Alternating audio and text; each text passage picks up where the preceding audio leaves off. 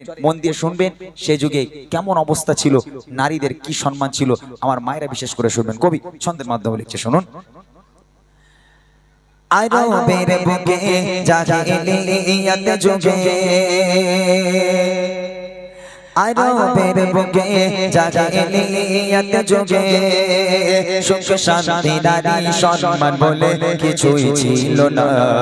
কি বলবো সেই যুগের ঘটনা, কি বলবো সেই যুগের ঘটনা।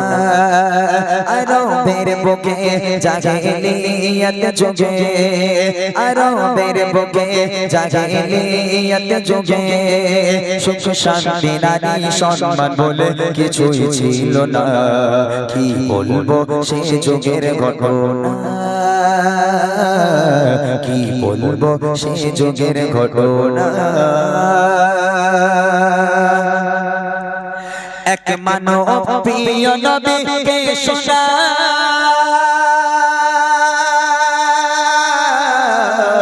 ডুবে আছি হে নবী আমি গুনাহ। এক মানব প্রিয় নবীকে শোনা, ডুবে আছি হে নবী আমি গুনাহ।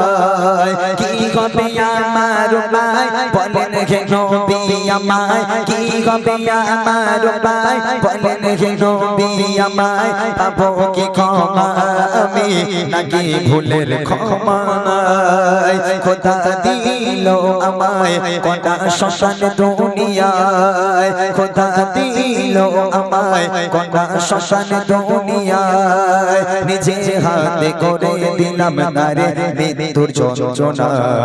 কি বলবো সেই যুগের ঘটনা,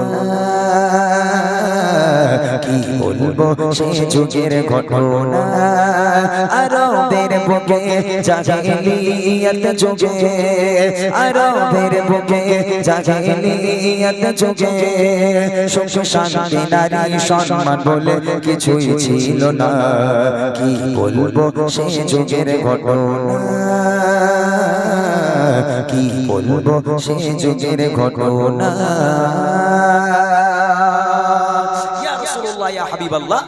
আমি বিদেশে কাজে যাব, তখনকার মানুষেরা বাণিজ্যে যেত, বিদেশে যেত। তা সেই সাহাবা বলছে ইয়া রাসূলুল্লাহ আমি বাণিজ্যে যাব, বিদেশে কাজে যাব। এমত অবস্থায় দেখলাম আমার স্ত্রী প্রেগনেন্ট, আমার স্ত্রী গর্ভবতী। ওই সময় আমি আমার স্ত্রীকে বলে গেলাম, হে আমার প্রাণপ্রিয় স্ত্রী, আমি 4 বছরের জন্য বাইরে কাজে যাচ্ছি, বিদেশে যাচ্ছি। আমি যাবার পর যদি তোমার সন্তান হয়, যদি সন্তান জন্মগ্রহণ করে, যদি পুত্র সন্তান হয় তাহলে সুখবরটা আমাকে পাঠিয়ে দিও, আমি সেখানে আনন্দ করব। আর যদি কন্যা সন্তান হয় খবরদার খবরদার যেন তাকে বাঁচিয়ে রেখো না। কন্যা সন্তান হবার সাথে সাথেই আতুর ঘরের মধ্যে তাকে তুমি গলা টিপে হত্যা করে ফেলো। এই কথা বলে স্বামী 4 বছরের জন্য চলে গেল বিদেশে। যেতে না যেতে কিছুদিন হলো, যেতে না যেতে ওই মা একটা সন্তানকে জন্ম দিল। সন্তান হলো কন্যা সন্তান, পুত্র সন্তান হয়নি।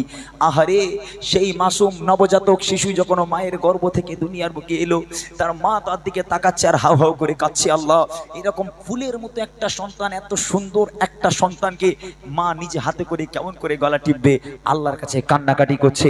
আল্লাহর কাছে কেঁদে কেঁদে বলে, আল্লাহ আমার উপায় বলে দাও, আল্লাহ আমি এখন কি করব? আমি এই সন্তানকে বাঁচিয়ে রাখলে আমার স্বামী আমাকে বাঁচিয়ে রাখবে না। তখন বউ মনে মনে করছে, যাকে স্বামী 4 বছরের জন্য কাজে গেছে, 4 বছর আস্তে আস্তে এখন অনেক বাকি, তাই না? তার আগে আমার বাচ্চা তো 4 বছরের হয়ে যাবে, বড় হয়ে যাবে। আমার বাচ্চা যখন বড় হয়ে যাবে, স্বামী এসে দেখবে আব্বা আব্বা বলে ডাকছে, তখন হয়তো আমার স্বামী কিছু বলবে না। এজন্য সেই মা চুপি চুপি কাউকে না জানিয়ে সেই মেয়ে সন্তানটাকে আস্তে আস্তে আস্তে আস্তে আস্তে আস্তে বড় করতে লাগলো। তারপর দেখেন কি হয়। স্বামী চলে গেল কাজে বিদেশে, জন্ম নিল এক সন্তান কন্যা বেশে। মা ভাবে, ও গো মা ভাবে, বাড়িতে তার পিতা নাই, লালন পালন করব মায়া মমতায়। বাবাকে মানা জানিয়ে মেয়েকে বড় করে, বাবাকে মানা জানিয়ে মেয়েকে বড় করে। বেড়ে ওঠে কন্যা তখন 4 বছর পার করে। খেলছে কচি শিশু হেসে খেলে আঙিনায়, খেলছে কচি শিশু হেসে খেলে আঙিনায়। মা এ মরে স্বামী এলে বাঁচিয়ে রাখবে না কি বলবো সে যুগের ঘটনা কি বলবো সে যুগের ঘটনা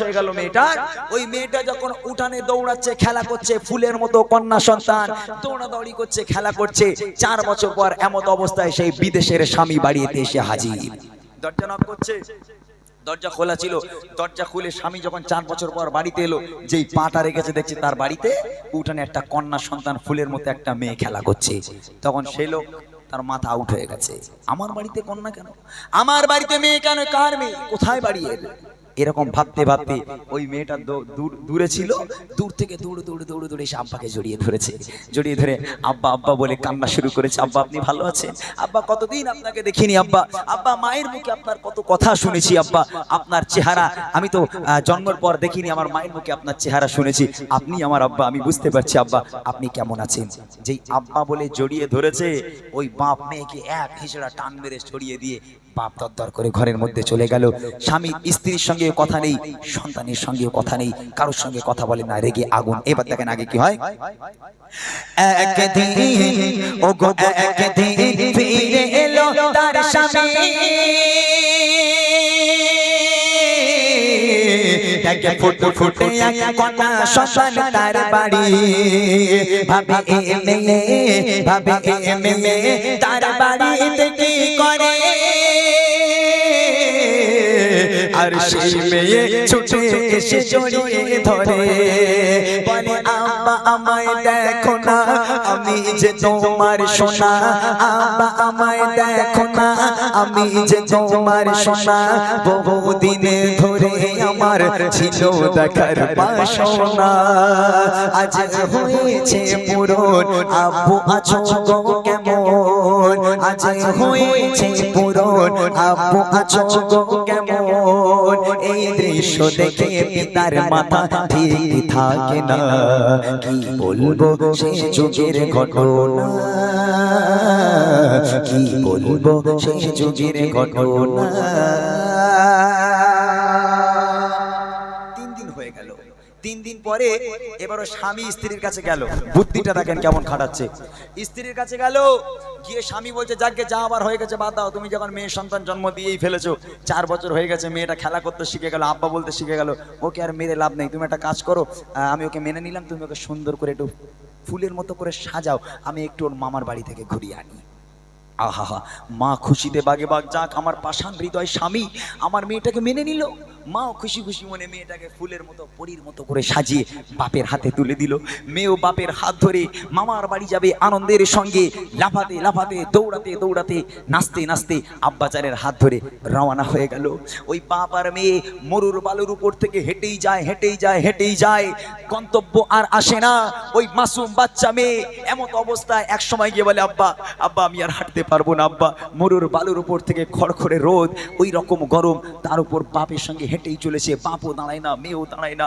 মেয়ে বলছে আব্বা আমি আর হাঁটতে পারবো না আব্বা আব্বা একটুখানি আমাকে পানি দেন গলাটা শুকিয়ে যাচ্ছে আব্বা কলিজাটা ফেটে যাচ্ছে পানির জন্য কলিজাটা ফেটে যায় আব্বা একটু পানি আমাকে দেন আব্বা আব্বা বলে কাঁদে পানি পানি করে কাঁদে তখন ওই পাষাণ হৃদয় বাপ মেয়ের দিকে আর ফিরেও তাকায় না মেয়ের হাত ধরে টানতে টানতে নিয়ে চলেছে মরুর বালুর উপর থেকে আহারে বেশ কিছু দূর চলে গেল মেয়েটাকে এক জায়গায় দাঁড় করিয়ে রেখে ওই পিতা মেয়ের কাছে থেকে কিছুটা দূর গিয়ে ওই বাপ এবার বালিগুলো সরাতে লেগে গেল গাড্ডা খুঁড়তে লেগে গেল গর্ত খুঁড়তে লাগলো মেয়ে দূর থেকে দেখছে তার আব্বা যেন কিছু একটা কাজ করছে অনেকক্ষণ ধরে বাপ গাড্ডা খুঁড়ে খুঁড়ে এক মানুষ সমান গাড্ডা খোঁড়া হয়ে গেল মেয়ে দূর থেকে দেখছে তার বাপের কপালে তার বাপের সারা দেহে ঘামগুলো টপিয়ে টপিয়ে পড়ছে কন্যা সন্তান বাপের উপর কত মায়া ও থাকতে না পেরে সেই সন্তান দৌড়ে দৌড়ে দৌড়ে দৌড়ে আব্বাজানের কাছে এসে নিজের জামা দিয়ে বাপের মাথার ঘাম মুছে দেয় বাপের মুখের ঘামগুলো মুছে দেয় হাতের ঘামগুলো মুছে দেয়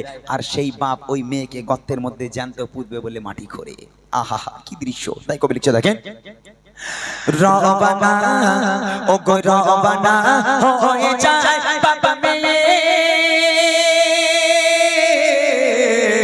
আনন্দে চলে মেয়ে তার বাপ পেয়ে মরুর বালুর ওপর দিয়ে হেঁটে যায়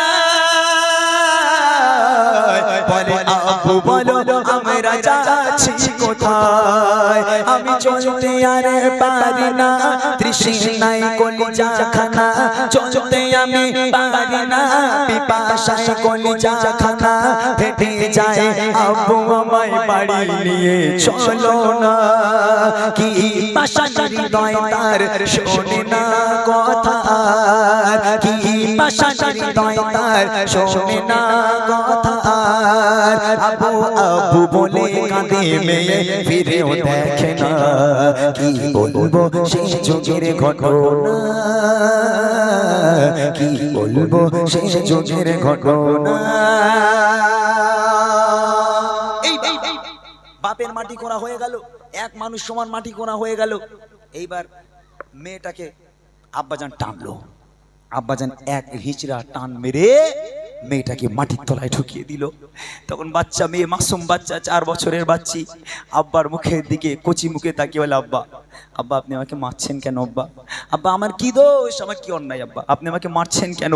আব্বাজান এত মার মেরেছে মেয়েটাকে, মেরে মেরে মেরে মেরে গর্তের মধ্যে যখন ফেলে দিল, মেয়েটা রক্তাক্ত অবস্থায় হয়ে গেল, তার সারা দেহ রক্তাক্ত হয়ে গেল। ওই বাচ্চা মেয়েটা কাঁদতে লেগে গেল, আব্বা আপনি আমাকে মারছেন কেন আব্বা, আব্বা কি দোষ আমি করেছি আব্বা, আব্বা আপনি যদি না চান আমি আমার মামার বাড়ি যাব না, আপনি যদি না চান কখনো আপনার বাড়িতে যাব না আব্বা, আব্বা আপনি আমাকে প্রাণে মারবেন না, আপনি আমাকে ছেড়ে দেন আব্বা, আমি আপনাদের থেকে অনেক দূরে চলে যাব, আমি কোনোদিন আপনাকে আব্বা বলে ডাকবো না, আপনি আব্বা জান দয়া করে আমাকে মারবেন না, আমাকে একটু পানি দেন আব্বা, কলিজা ফেটে যাচ্ছে। বাপ মেয়ের কোনো কথা না শুনে বাপ মাটিগুলো ভরাট করতে লেগে গেল, বাপ মাটিগুলো ভর্তি করতে লেগে গেল। মেয়েটা মাটির তলায় আর বাপ মাটি ভর্তি করছে, কোমর পর্যন্ত হলো, বুক পর্যন্ত হলো, আস্তে আস্তে গলা পর্যন্ত যখন ভরাট হয়ে গেল, কচি মুখটা শুধু মাটির উপরে আর সারা দেহটা মাটির তলায়। আহারে ওই কচি মুখ নিয়ে আব্বা আব্বা বলে কাঁদে, আব্বা আব্বা আপনি আমাকে ছেড়ে দেন আব্বা, আব্বা আপনি আমাকে প্রাণে মারবেন না, আমি কখনো আপনাকে আব্বা বলে ডাকবো না, কোনোদিন আপনার বাড়িতে যাব না, আব্বা আপনি আমাকে প্রাণে মারবেন না, ছেড়ে দেন। সেই বাপ মেয়ের কোনো কথা শুনতে রাজি নয়, বাপ মাটি ভর্তি করতে রাজি। তারপর দেখেন কি হয়, মেয়েকে একা ফেলে তার পিতা করছে মাটি না বলে কোনো কথা, মেয়ে তার ও গো মেয়ে তার পিতার ঘাম মুছে যায়, আর আপন মনে পিতা মাটি খুঁড়ে যায়। এক মানুষ মাটি খুঁড়ে পিতা মেয়ের হাত ধরে, এক মানুষ মাটি খুঁড়ে পিতা মেয়ের হাত ধরে, টেনে টেনে দিল টেনে মেয়ে যায় গর্তে পড়ে, কাঁদে কচি সোনা আব্বু আমায় মেরো না, কাঁদে কচি সোনা আব্বু আমায় মেরো না, মাটি চাপা দিতে থাকে মেয়ের কথা শোনে না। কি বলবো সেই যুগের ঘটনা, কি বলবো সেই যুগের ঘটনা। মেয়ে বুঝতে পেরেছে আমার আর বাঁচার লাইন নেই। ওই 4 বছরের বাচ্চা বুঝে গেল যে আমার বাপ আমাকে মেরে দেবে। ওই সময় কচি মুখে, মুখটুকু বেঁচে আছে আর সব মাটির তলায়, ওই বাচ্চা মেয়েটা চোখ থেকে অঝর নয়নে অশ্রু গড়িয়ে পড়ে, পুরো মাটি কাদা হয়ে গেল বাচ্চা মেয়ের চোখের পানিতে। ওই কচি মুখ নিয়ে আব্বার দিকে দেখে বলে, আব্বা আব্বা আব্বাজান শেষবারের মতন আমার আম্মা জানের মুখটা একটাবার আমাকে দেখতে দিন আব্বা, আমি আমার মাকে অত্যাধিক বেশি ভালোবাসি আব্বা, শেষবারের মতন আমার মাকে একবার মা বলে ডাকতে দেন, আমার মায়ের চাঁদ মুখখানা একটাবার আমাকে দেখতে দেন। বাপ মেয়ের কোনো কথা না শুনে মেয়েটাকে একটা চর মেরে মাটির তলায় মেয়েটাকে ঢুকিয়ে দিয়ে মাটিটা পুরো একেবারে সমান করে দিল। আহারে ওই 4 বছরের বাচ্চি মাটির তলায় একেবারে জীবনের মতো শেষ হয়ে গেল, মাটির তলায় দাফন হয়ে গেল। এই কথা শুনে আমার আপনার নবী এত কান্না কেঁদেছিল, তার দাড়ি মোবারক ভিজে গেছিল। সেই সময় আমার নবী পাক কাঁদতে কাঁদতে বলেছিল, আজ থেকে শুনে রেখে দাও, যার বাড়িতে কন্যা সন্তান জন্ম নেবে আমি নবী বলি আল্লাহ পাকের রহমত এবং বরকত তার বাড়িতে কখনো ফোরাবে না।